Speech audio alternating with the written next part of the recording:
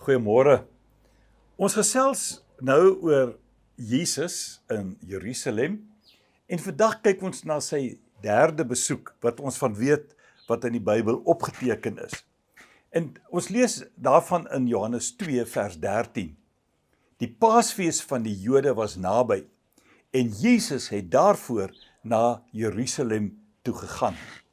Nou die naam Jerusalem is baie besonder. Dit beteken die stad of die plek van vrede. Jerusalem is een van die heel oudste stede in die wêreld, met 'n geweldig ryk geskiedenis. En selfs in die Christelike godsdiens vul Jerusalem 'n besondere plek.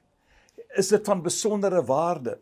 En baie Christene hou daarvan om na Jerusalem toe te gaan en dinge te gaan sien, plekke te besoek en te beleef die plek waar Jesus was.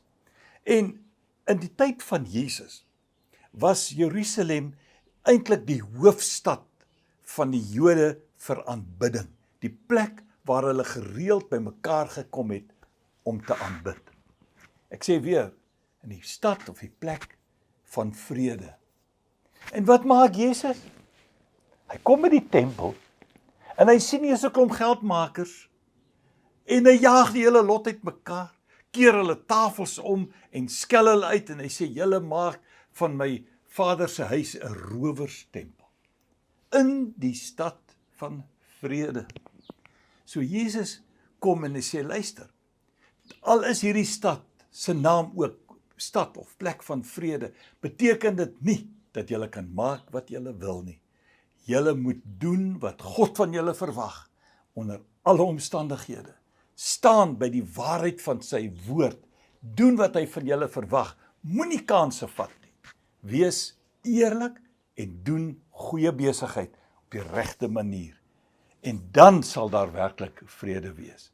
Kom ons leer 'n les. Doen die dinge reg en mag die Here vir ons elkeen 'n wonderlike dag gee. Mooi loop.